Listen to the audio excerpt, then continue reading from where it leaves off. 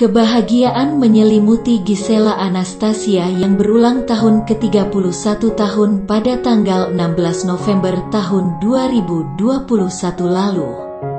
Ibunda Gempita Nora Marten itu mendapatkan kejutan spesial dari sang kekasih, Wijaya Saputra. Wijin mengajak Gisel ke suatu tempat untuk dinner di Jakarta Aquarium.